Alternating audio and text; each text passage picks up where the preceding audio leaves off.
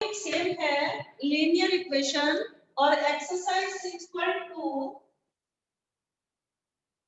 हमने कुछ क्वेश्चंस इसके करवा दिए थे आपको। Again I am taking some question of exercise 6.2 और मैं कुछ क्वेश्चन ले रही हूँ दोबारा से 6.2 के ही, ताकि ये एक्सरसाइज आपको अच्छी तरह से समझ आ जाए, क्योंकि इसमें कुछ क्वेश्चन की स्टेटमेंट जो है वो डिफिकल्ट है और आप अच्छी तरह से अपने आप नहीं कर पाओगे, इसीलिए मैं ये आपको करा रही हूँ। अगर किसी बच्चे ने कर लिया है तो then they will check all the exercise. Okay, तो हमारा क्वेश्चन है, मैं क्वेश्चन नंबर 9 ले रही हूँ। हमारा क्वेश्चन नंबर 9 है, rupees 27,840 as her monthly salary and overtime. Her salary exceeds the overtime by rupees 16,560. What is her monthly salary?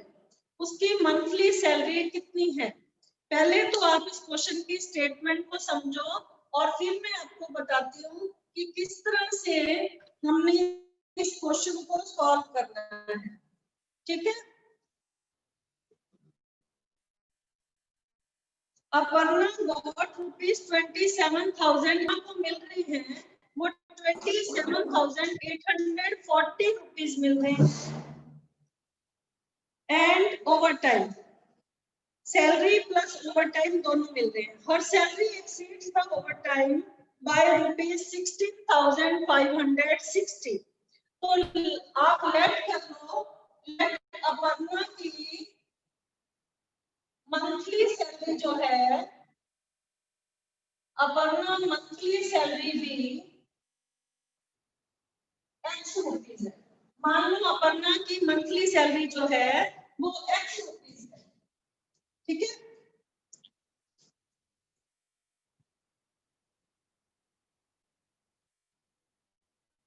Late Aparna monthly salary भी एक्स रुपीज, तो overtime then payment for overtime कितना हो जाएगा?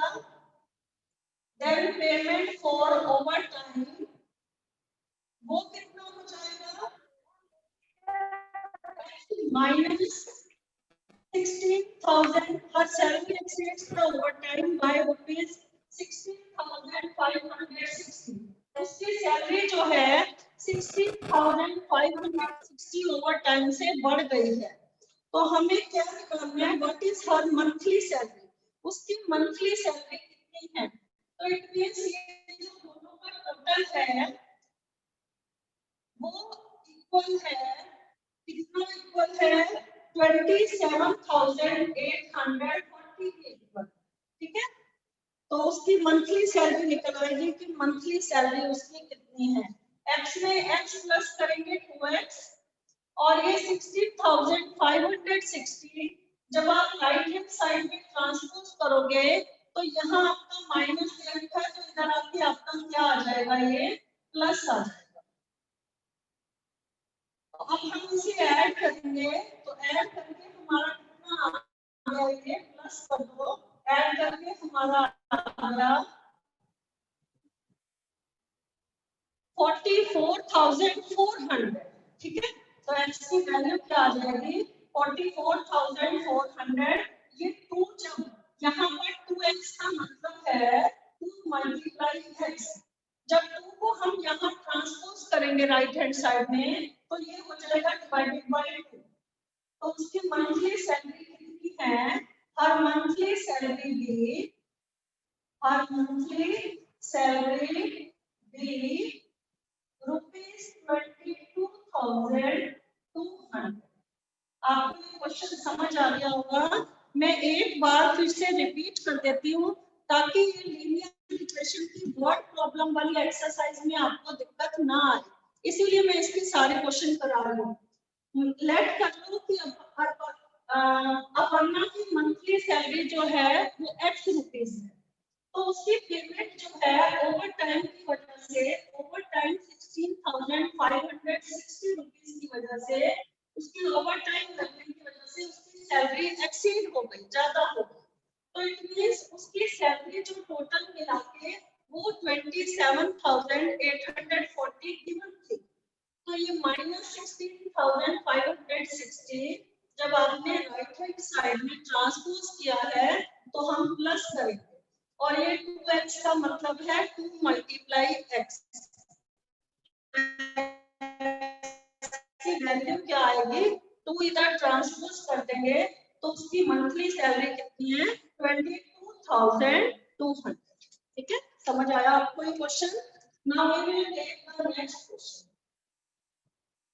जो question हमारे बैठ में थे आप इस एक्सरसाइज में वो मैं आपको 1 बाय 1 करा।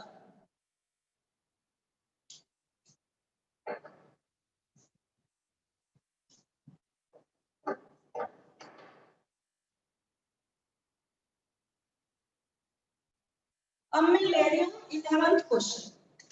Question number 11 I am taking.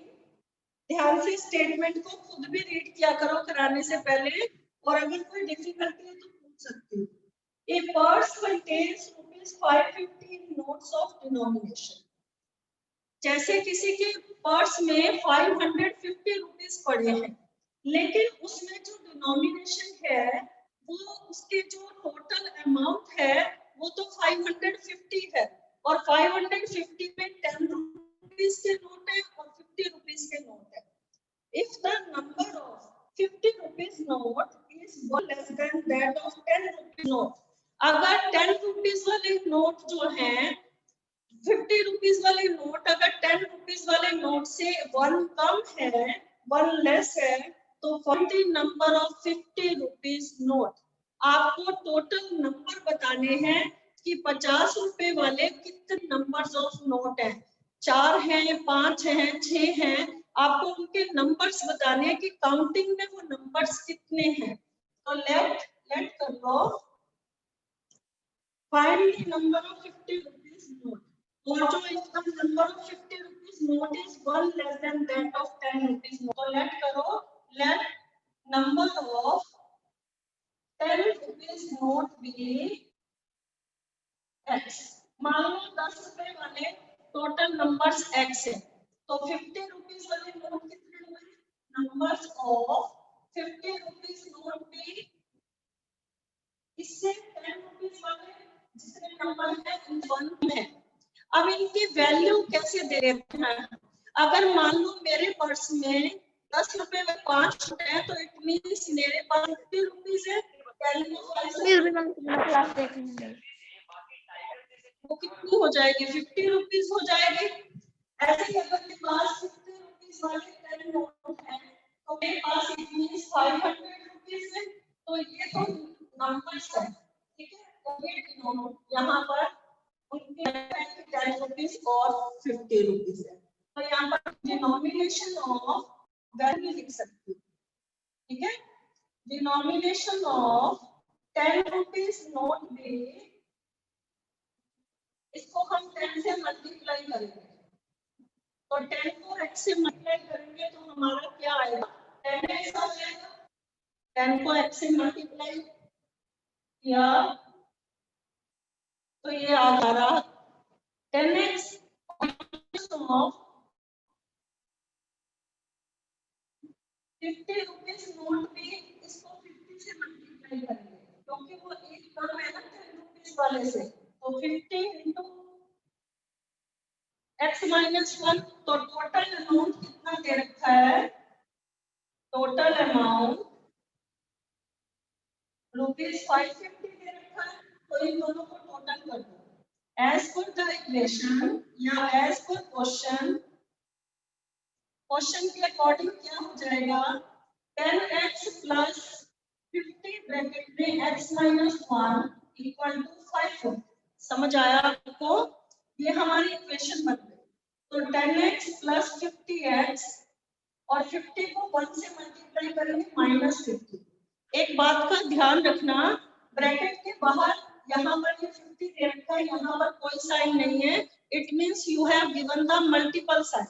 तो 50 को x से भी मल्टीप्लाई करना है और 50 को 1 से भी करना है, और ये है आपका 550। यहाँ तक समझ आया आपको। नाउ -50 ट्रांसपोज कर दो। 50x प्लस 10x कितना होता है 60x और माइनस 50 उधर लिख दो तो ये आ गया आपका प्लस 50 तो 60x इक्वल टू 550 में 50 प्लस कितना आया 600। अब 60 को उधर ट्रांसपोज कर देंगे ये इधर आपको दिखाई दे रहा होगा तो मैं इधर ही कर देती हूँ। ये आ गया आपका 60x इक्वल टू 600। अब 60 को इधर ट्रांसपोज करोगे क्योंकि यहाँ मल्टीप्लाई में है तो यहाँ पर डिवाइड में आ जाएगा तो 60 को 6 से डिवाइड किया तो आपका आ गया 10।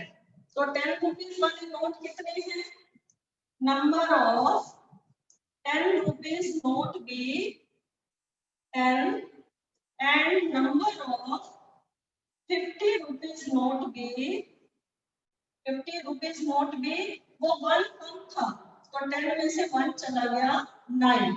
अगर आपको इस क्वेश्चन का वेरिफिकेशन करना है तो 50 को 9 से मल्टीप्लाई करेंगे आपके पास टोटल अमाउंट 50 रुपए वाले नोट जो है उनका अमाउंट टोटल 450 हो गया और 10 रुपीस वाले 10 नोट है तो 10 को 10 से मल्टीप्लाई करेंगे 100 तो टोटल अमाउंट आपका 550 आ गया तो क्योंकि टोटल अमाउंट आपका कितना था 550। समझ आया आपको ये question.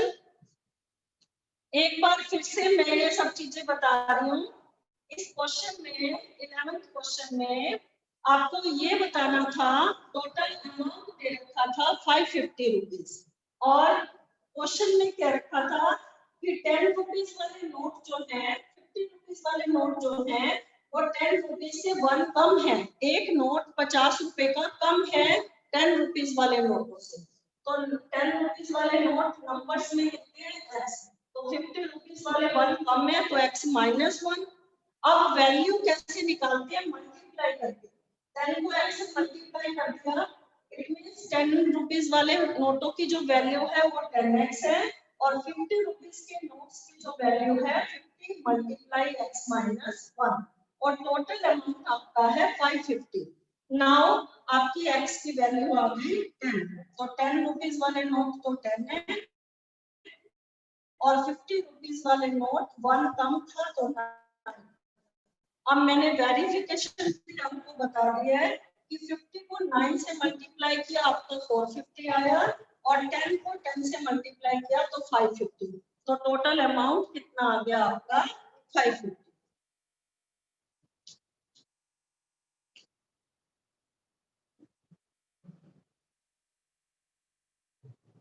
Now we will do the 13th question of this exercise.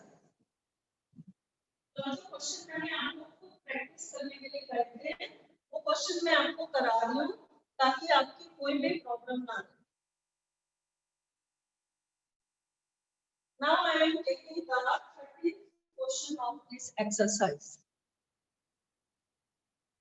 13th question है हमारा 13th क्वेश्चन क्या है हमारा 13th क्वेश्चन की स्टेटमेंट रीड कर रही हूँ पहले मैं। Two equal sides of isosceles triangle. आपको ये पता है कि आइसोसेलेस ट्रायंगल की टू साइड्स इक्वल होती है तो हमारी एक साइड कितनी दे रखी है आइसोसेलेस ट्रायंगल की वो है 3x - 1।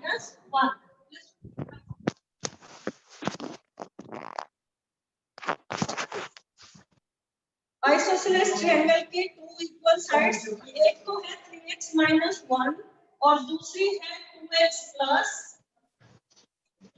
2। ठीक है। अब यहाँ पर द थर्ड साइड कितनी है वो है 2x।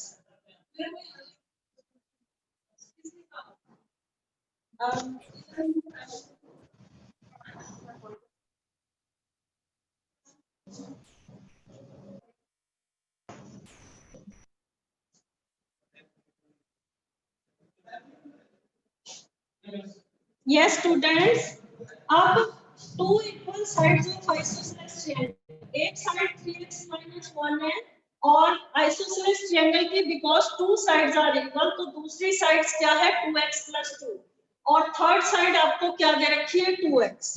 ठीक है। फाइंड x, पहले तो आपको x की वैल्यू फाइंड करनी है, then find the perimeter of triangle, then you have to find the perimeter of triangle also. Perimeter का मतलब क्या होता है? पेरीमीटर का मतलब होता है sum of three sides of a triangle. अगर तो पेरीमीटर ऑफ ट्रायंगल निकालो, अगर फोर साइड्स क्वाड्रिलेटरल दे रखा होगा तो आप चारों साइडों का प्लस करेंगे।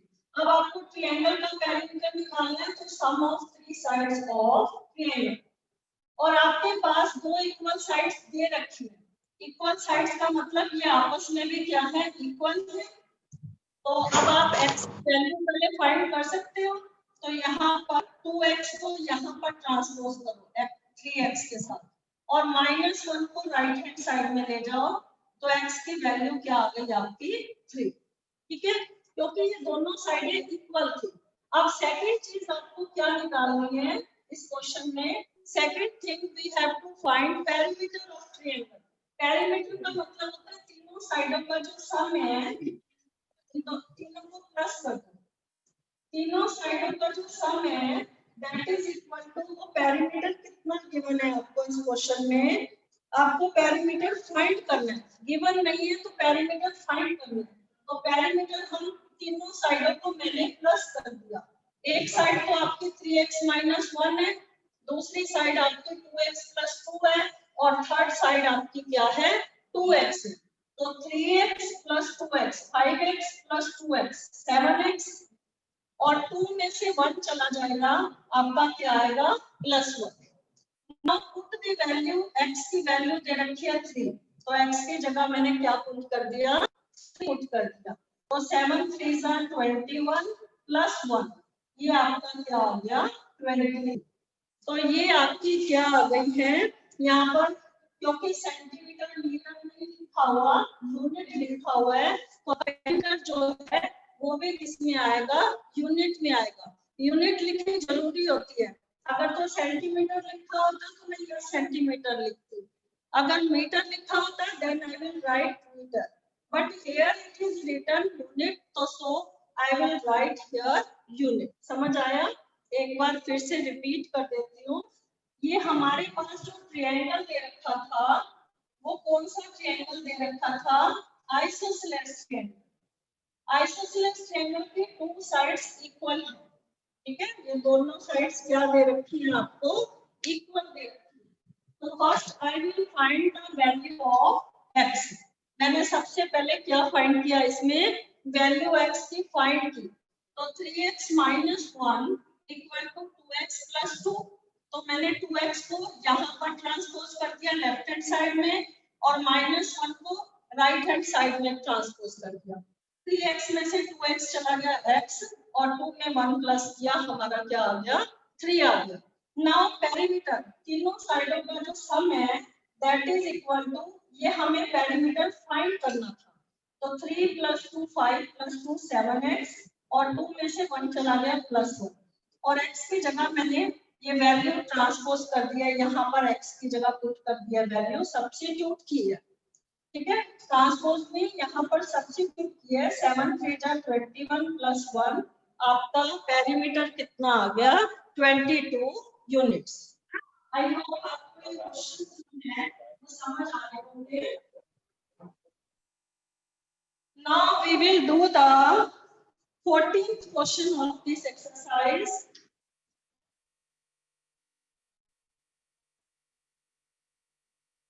14th क्वेश्चन करेंगे। ये क्वेश्चन थोड़े से बच्चों को टफ लगते हैं, इसलिए मैंने ये क्वेश्चन सारे आपको करा दिए। Now we will do the 14th question of this exercise. Can I start now? Okay. The length of rectangular plot is 6 meter less than thrice of its breadth. जो लेंथ है, ये लेंथ है। Question को समझा करो, ठीक है? ये लेंथ है, length of rectangular plot is 6 metre less than breadth. ये ब्रेथ है, तो ब्रेथ को मैं कर देती हूँ, ये x है। ठीक है, तो जो लेंथ है वो ब्रेथ के थ्राइस से, थ्राइस मतलब 3 टाइम्स से कितना कम है, 6 लेस है। तो आपकी ब्रेथ आ जाएगी और ये क्या आ जाएगी, लेंथ आ जाएगी। और हमें क्या करना है, हमारे पास इस क्वेश्चन में पेरीमीटर 148 गिवन है। इस क्वेश्चन में पेरीमीटर 148 मीटर आपको गिवन है इस क्वेश्चन में। तो हम लेट कर लेते हैं, let breadth equal to, let breadth be x metre. तो लेंथ कितनी आ जाएगी, इसके थ्राइस से, ब्रेथ के थ्राइस मतलब 3x से कितनी कम है, 6 मीटर लेस देन। ठीक है, तो हमें पेरीमीटर दे रखा है और हमें ब्रेथ और लेंथ जो है दोनों चीजें फाइंड करनी है इस क्वेश्चन में। तो how we will find the length and breadth of this question. तो पेरीमीटर का फार्मूला क्या होता है, perimeter of rectangle, perimeter of rectangle किसके इक्वल होता है, 2 into लेंथ प्लस ब्रेथ। आपको फार्मूला अच्छी तरह से याद होगा। तो पेरीमीटर का ये फार्मूला है और पेरीमीटर आपको 148 गिवन है, तो मैंने पेरीमीटर की जगह लिख दिया 148। तो लेंथ कितना दे रखा है आपको, 3x - 6, और ब्रेथ कितना दे रखा है आपको, ब्रेथ आपको x गिवन है। समझ आया आपको ये क्वेश्चन। लेंथ की जगह मैंने क्या लिखा, 3x - 6, और ब्रेथ की जगह मैंने क्या लिखा, x लिखा। तो 148, पहले ये 2 को हम यहाँ ले आएंगे राइट हैंड साइड में, क्योंकि ये 2 यहाँ पर मल्टीप्लाई है। ठीक है, तो ये आ गया आपका 2 7 जा 40, 2 4 जा 8, ये आ गया आपका 74। और यहाँ क्या बचा आपका, 3x - 6 प्लस x, अंदर आपका यही बचा ना। तो 3x में x प्लस करेंगे 4x - 6। यहाँ तक समझ आया आपको। अब -6 के साथ वेरिएबल नहीं है, -6 को यहाँ पर ले आओ लेफ्ट हैंड साइड में। तो 74 + 6 = 4x। तो ये आ जाएगा आपका 80, 80 = 4x, 80 = 4x। तो x की वैल्यू क्या आ गई, 80 / 4। तो x की वैल्यू क्या आ गई आपकी, 20।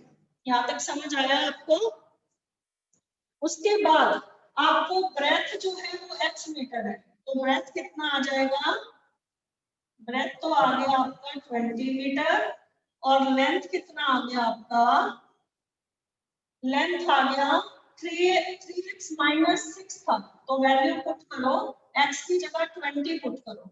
तो 3 × 20 - 6, 23 जा क्या होता है, 60 - 6।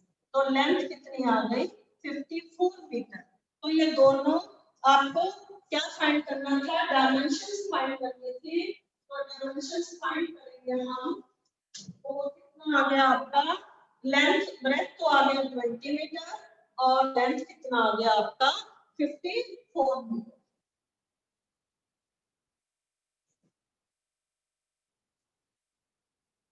दोबारा से देखो, आपको इस क्वेश्चन में पेरीमीटर गिवन था। ठीक है, पेरीमीटर कितना गिवन था, 148, और आपके पास जो लेंथ थी वो ब्रेथ से कितनी, ब्रेथ के थ्राइस से, थ्राइस का मतलब होता है 3 टाइम्स, थ्राइस का मतलब 3 × x 3x, कितनी कम है, 6 लेस देन है, 3x - 6। ठीक है, अब पेरीमीटर का फार्मूला क्या होता है, 2 × लेंथ प्लस ब्रेथ। तो मैंने लेंथ की जगह 3x - 6 लिखा, और ब्रेथ की जगह मैंने क्या लिखा है, x लिखा। 3x में x प्लस करेंगे 4x - 6, और 2 को यहाँ पर क्या कर दिया, लेफ्ट हैंड साइड में ट्रांसपोज कर दिया।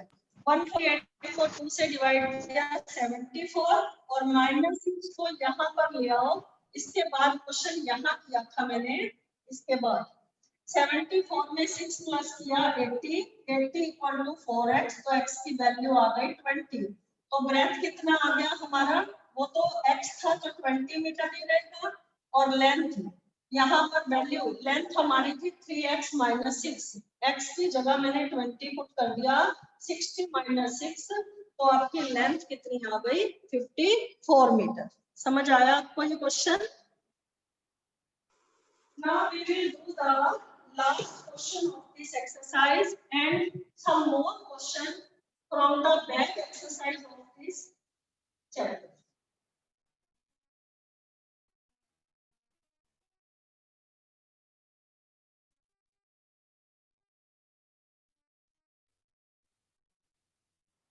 Now you have to solve this exercise. Question number 50.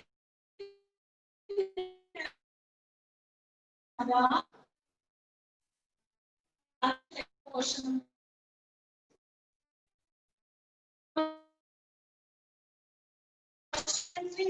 differed by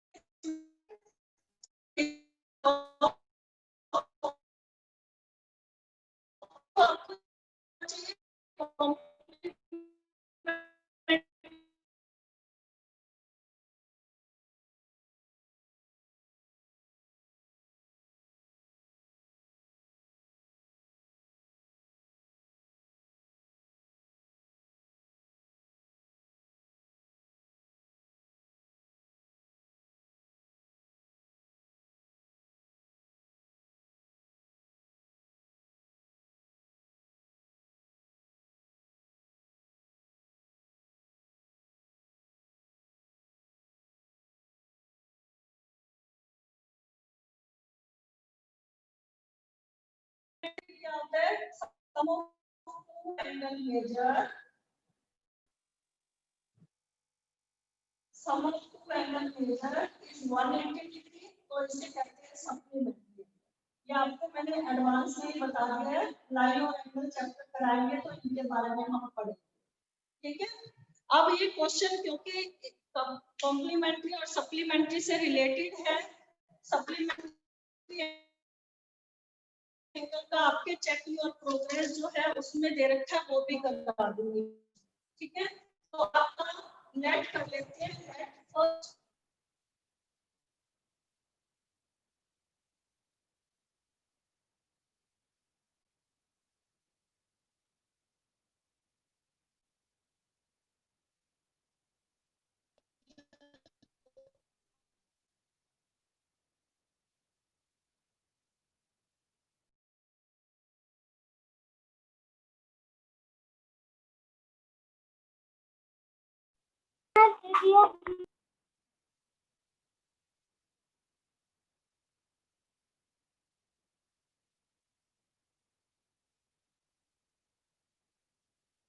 ठीक है, ये वेरिफिकेशन हो गया।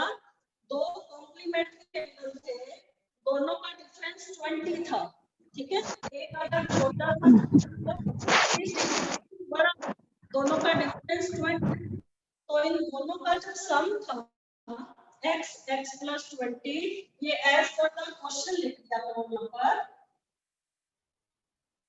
इन दोनों का जो सम है दैट इज इक्वल टू 90, क्योंकि कॉम्प्लीमेंट्री एंगल थे तो x में x प्लस किया, आपका क्या आया 2x आ गया। 20 को राइट हैंड साइड में लेके जाएंगे, ये आ गया आपका 70, तो x की वैल्यू क्या आ गई 70 डिवाइडेड बाय 2 35। तो फर्स्ट कॉम्प्लीमेंट एंगल 35 और सेकंड कॉम्प्लीमेंट्री एंगल 35 प्लस 20 कितना आ गया 55। समझ आया आपको ये question? Now this exercise is complete. Now exercise 6.2 और हम एक तो क्वेश्चन मल्टीपल चॉइस क्वेश्चन का मैं क्वेश्चन 13, 14, 15, 16 ले रही हूँ। You have to complete multiple choice question also, क्योंकि ये जो चैप्टर है ये आपका 10th तक रिलेटेड है इक्वेशन वाला, तो इसीलिए इसको अच्छे से आपने रिवाइज करना है। क्वेश्चन देखो,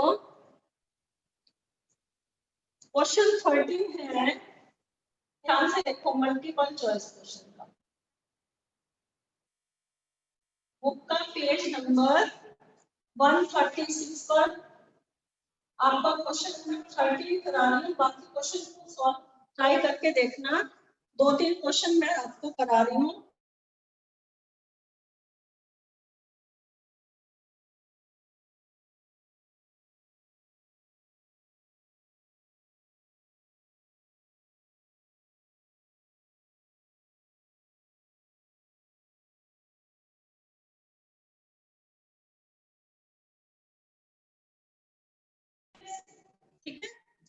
इफ 5 इज ऐड, अगर इसमें 5 ऐड किया जाता है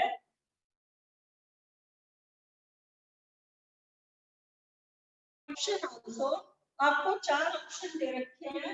ए दे रखा है -6, बी दे रखा है आपको -5, सी दे रखा है -4 और डी दे रखा है आपको +4। विच वन इज करेक्ट, आपको ये बताना है। तो -5 को आ जाएगा तो 3x = -12। तो x की वैल्यू क्या आ जाएगी, यहाँ पर 3 मल्टीप्लाई में है तो इधर आपका क्या आ जाएगा, डिवाइड। तो x की वैल्यू क्या आ गई, -4। अब कौन सा ऑप्शन आपका करेक्ट है, आपका ऑप्शन सी जो है इसमें करेक्ट है। समझ आया आपको ये क्वेश्चन? आपने ये क्वेश्चन जो है सारे ट्राई करने हैं। अभी मैं आपको 14 पे बता रही हूँ।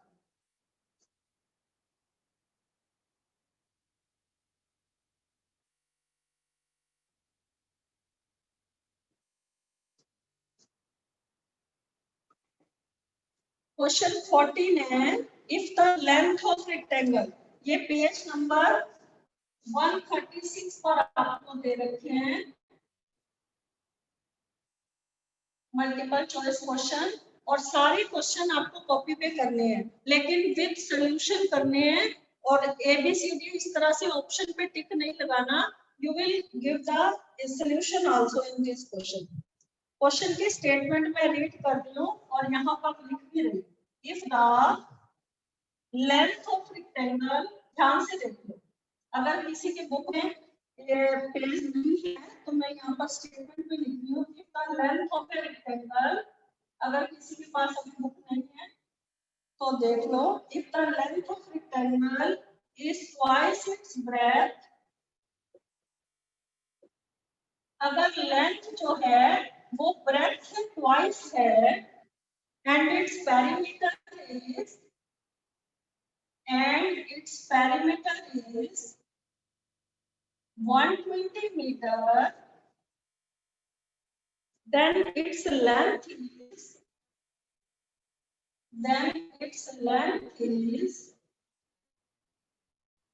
इसकी लेंथ क्या होगी, आपको ये फाइंड करना है। You have given the option, आपके पास ऑप्शन दे रखे हैं 20 metre,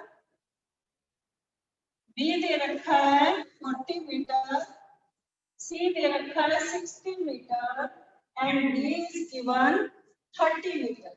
you can solve it yourself also. अगर मैं पढ़ा रही हूँ तो आप साथ साथ इसको खुद भी सॉल्व कर सकते हो, देन चेक योर आंसर। देखो, जो लेंथ है रेक्टेंगल की वो ब्रेथ से क्या है, ट्वाइस है, तो लेट कर लो क्योंकि ब्रेथ गिवन नहीं है और लेंथ ट्वाइस है ब्रेथ की, तो let breadth equal to let breadth of rectangle equal to x metre. ठीक है, तो लेंथ क्या हो जाएगी, इसका ट्वाइस हो जाएगी। ट्वाइस का मतलब 2 टाइम्स, ट्वाइस का मतलब क्या होता है, 2 टाइम्स।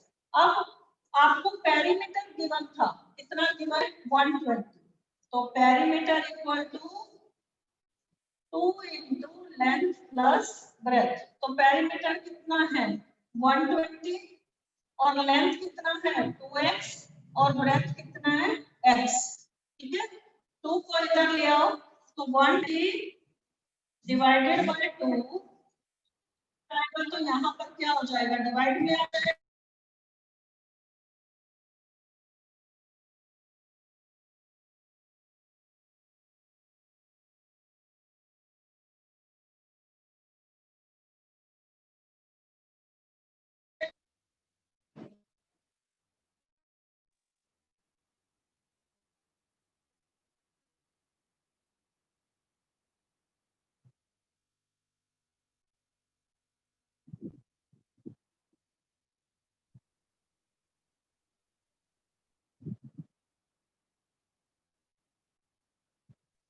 ये 120 को 2 से डिवाइड करेंगे कितना आएगा आपका 60 आ जाएगा, तो 60 इक्वल 3x, तो x की वैल्यू क्या आ गई 60 डिवाइडेड बाय 2, आप क्या x की वैल्यू क्या आ गई आपकी 20।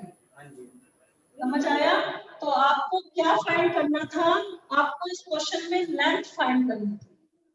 और लेंथ कितना आ जाएगा, ब्रेथ का ट्वाइस था, तो हमारी एक्स की वैल्यू 20 है, तो 220 आ जाएगा 40। समझ आया आपको ये क्वेश्चन? एक मिनट रुकिए जी जीतपाल जी, एक मिनट जी, एक मिनट। Hello Rajni ma'am,